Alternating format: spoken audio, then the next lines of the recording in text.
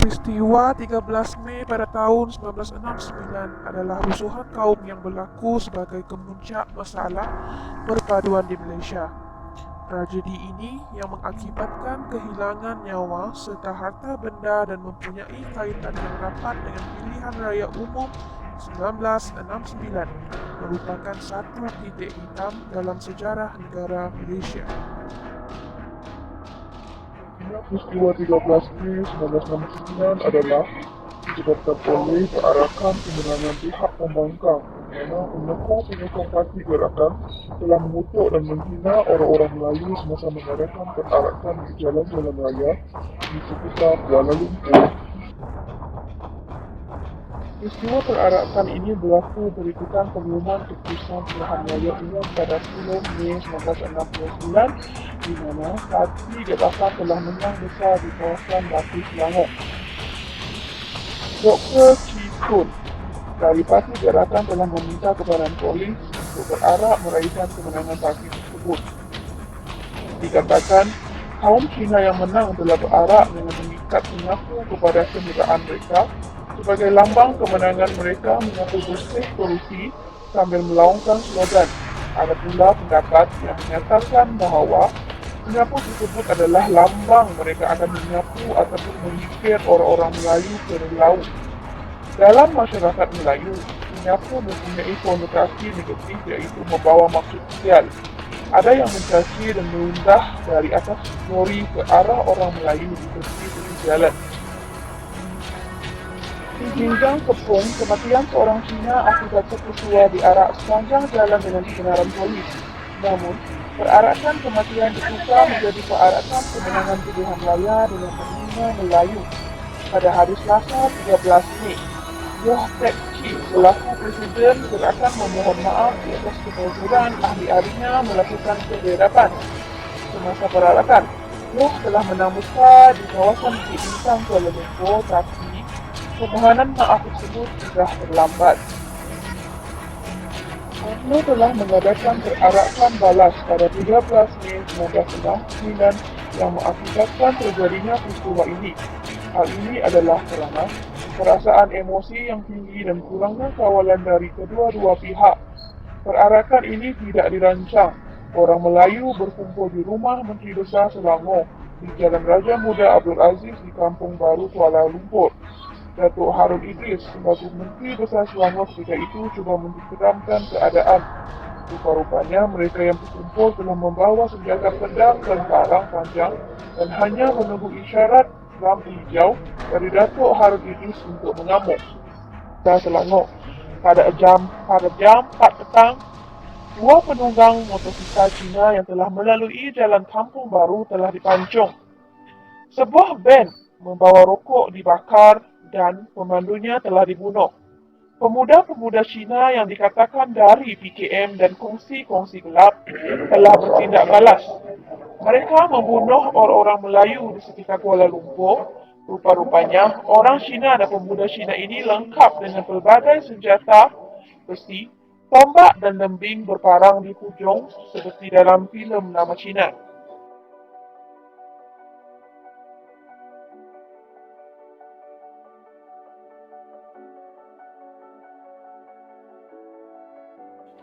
Isu bahasa juga tidak kurang pentingnya dalam menyumbang faktor kepada peristiwa 13 Mei.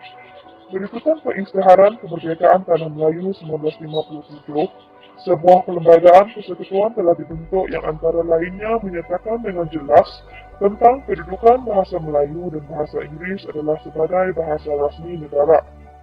Selepas 10 tahun merdeka, kerajaan akan mengkaji semula tentang kedudukan bahasa Inggeris dengan tujuan untuk menggugurkannya daripada status bahasa rasmi dan hanya bahasa Melayu sahaja yang diiktiraf sebagai bahasa rasmi. Untuk mencapai tujuan itu, pada 31 Ogos 1967, kerajaan telah bertindak mengadakan pelbagai kegiatan bagi tujuan memperluaskan penggunaan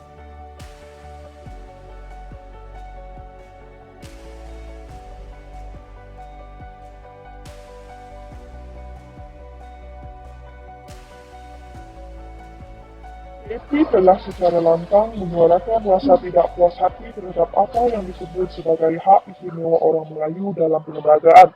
Mereka mendakwa hak-hak kaum lain telah ditepikan, kononnya mereka telah tersisir daripada keadilan. Isu sebenar yang mencetuskan peristiwa 13 Mei adalah perasaan tidak puas hati terhadap hak istimewa orang Melayu. Namun, hakikat sebenarnya, kedudukan taraf ekonomi orang Melayu adalah terbawah berbanding dengan kaum Cina. Merupakan satu tindakan yang berkesan dan telah menjadi punca wujudnya jurang antara kaum, sama ada dari sudut ekonomi dan juga polarisasi kaum. Umpamanya, orang-orang Cina tinggal di bandar menjalankan perniagaan dan juga di kawasan-kawasan Lombong sebagai pelombong, dan merekalah sebenarnya memiliki aset yang tinggi dalam ekonomi. Sementara, orang-orang Melayu tinggal di luar bandar sebagai petani atau nelayan kecil. Kaum India kebanyakannya pula sebagai buruh kasar. Latar belakang pendidikan yang berbeza juga telah dikaitkan sebagai punca yang membawa kepada meletusnya peristiwa 13 Mei. Hal ini berlaku apabila sistem pendidikan yang wujud di tanah Melayu sebelum merdeka terbahagi kepada 4 aliran mengikut kaum, iaitu Sekolah Melayu, Cina, India, dan Inggeris. Keempat-empat aliran ini mempunyai kurikulum yang tersendiri. Sekolah Melayu menekankan kemahiran menulis, membaca dan mengira kepada keperluan tarikat rendah sahaja. Manakala, kurikulum sekolah Cina dan India pula masing-masing berkiblatkan negeri asal mereka. Malah, buku-buku teks dan guru-guru yang mengajar juga telah dibawa dari negeri Cina dan India. Keadaan ini telah mengukuhkan lagi keadaan kepribadian etnik yang telah sedia wujud. Sekolah Inggeris pula hanya dapat kedudukan Jepun, masyarakat tanah Melayu telah dilayan secara berbeza-beza. Masyarakat Cina umpamanya telah dilayan dengan begitu teruk oleh tentera Jepun berbanding dengan orang-orang Melayu. Keadaan ini berikutan Jepun yang pernah berperang dengan China sebelum ini menyebabkan perasaan saling mendendami antara satu sama lain masih segar dalam ingatan. Layanan pada sebelah ini telah menyemai perasaan permusuhan antara orang-orang Melayu dan Cina. And as I came out, I saw a Chinese guy on a motorbike speeding like nobody's business along the road. And there were a lot of people throwing all kinds of things at him. But he managed to escape. So I thought it wasn't very safe to go. We started to hear news about clashes and so on. So we really got scared. And Tengku Abdul Rahman appeared on TV explaining it's a curfew. Peristiwa 13 Mei 1996 merupakan satu titik hitam yang pernah berlaku kepada negara kita suatu ketika dahulu. Pergaduhan kaum antara orang Melayu dan orang Cina tercetus pada 13 Mei 1969 merupakan kemuncak semangat perkauman yang kuat dan tidak dapat dibendungkan lagi. Tragedi tersebut berlaku sebaik sahaja keputusan pilihan raya tahun 1969 selesai diumumkan. Seusai pengumuman tersebut, beberapa peristiwa telah berlaku yang menjadi kenangan pahit. Peristiwa pahit kepada negara kita suatu ketika dahulu. Antara iktibar yang boleh kita pelajari daripada peristiwa 13 Mei 1969 ini. Yang pertama, antara iktibar yang boleh kita pelajari daripada peristiwa 13 Mei 1969 ini adalah kehilangan nyawa.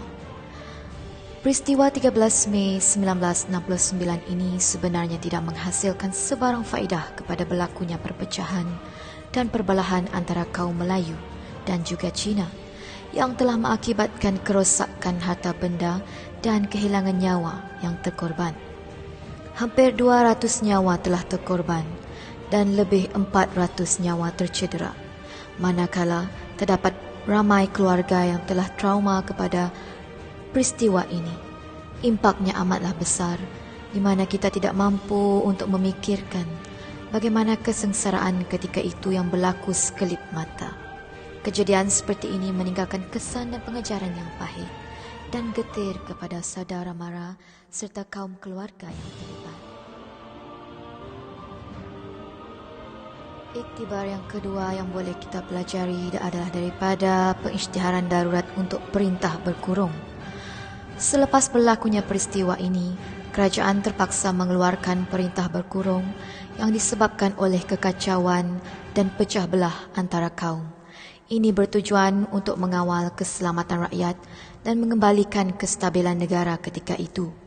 Ini telah membawa kesan yang buruk terhadap suasana persekitaran dan pergaulan yang kurang harmoni antara kaum, kerana ianya telah menyekat aktiviti yang bebas untuk mencari punca pendapatan seperti menjalankan perniagaan, berinteraksi dan saling berhubungan antara kaum. Selain daripada itu, masalah pengangguran juga telah bermula pada ketika ini, di mana semua ekonomi telah tergendala. Ini disebabkan oleh perintah berkurung yang menyekat kebebasan pergerakan mencari nafkah dan menjalankan kegiatan harian.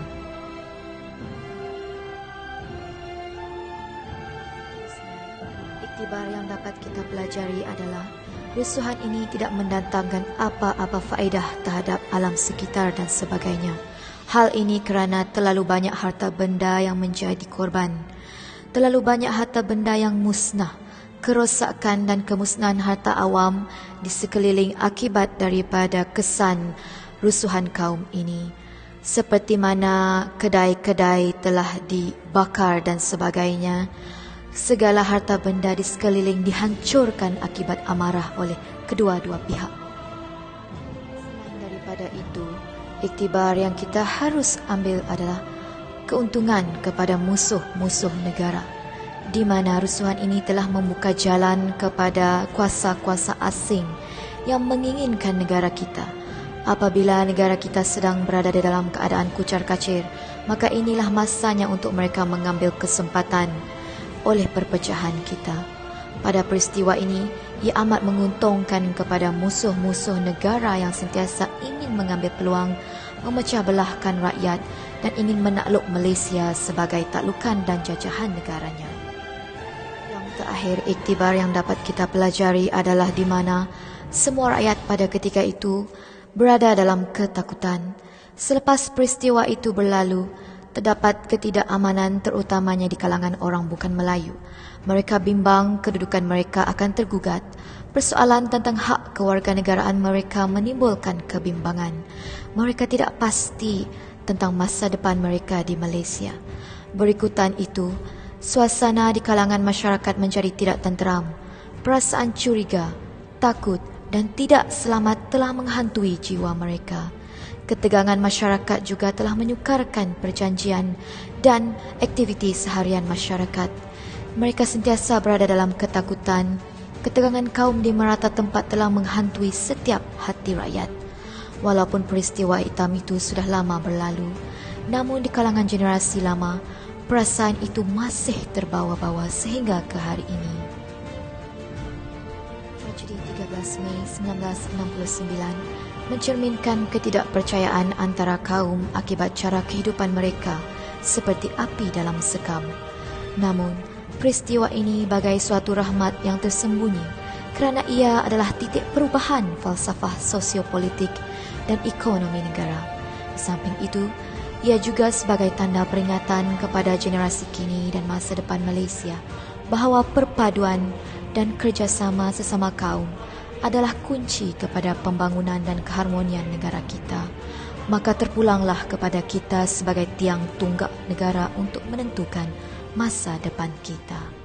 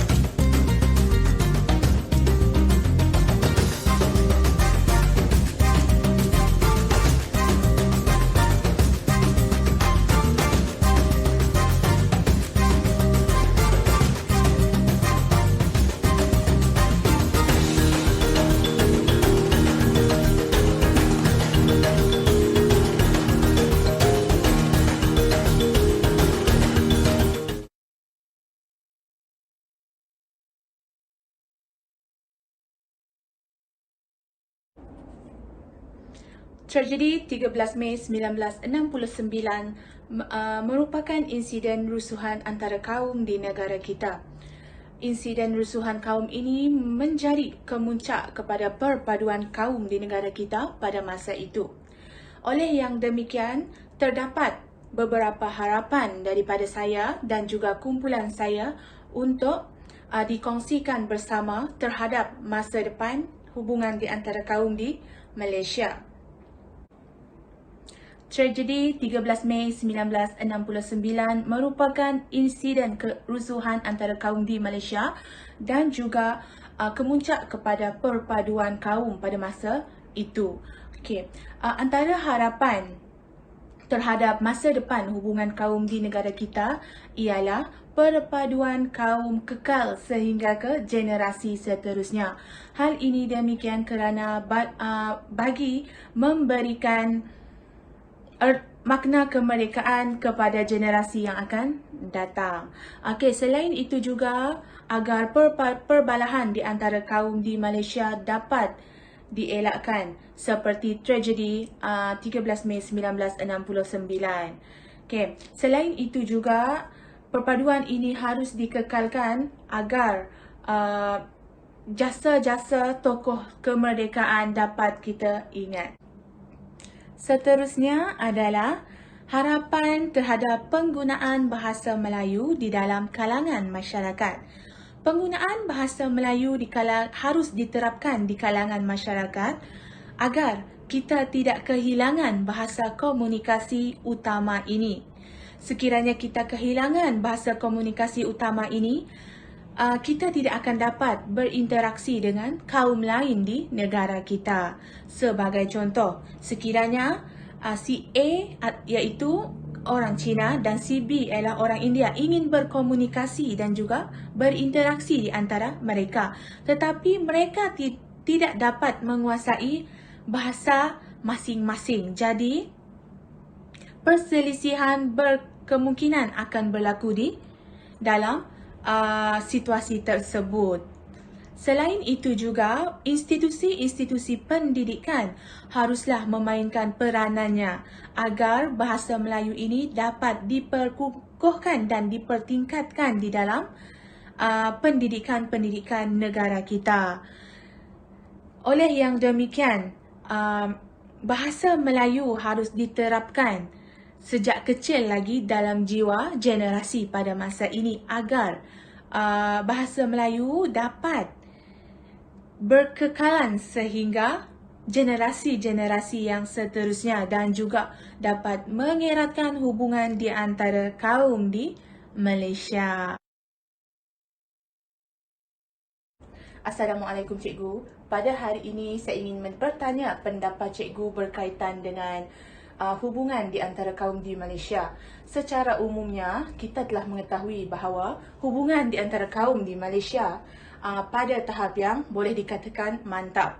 Pada pendapat cikgu ataupun pada pandangan cikgu secara peribadi, apakah harapan cikgu terhadap masa depan hubungan kaum di Malaysia pada masa yang akan datang?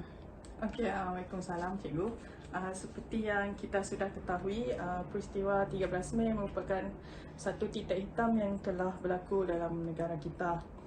Jadi oleh itu saya berharap sekiranya ada permasalahan ataupun isu-isu yang membabitkan perpaduan kaum untuk ditangani dengan segera.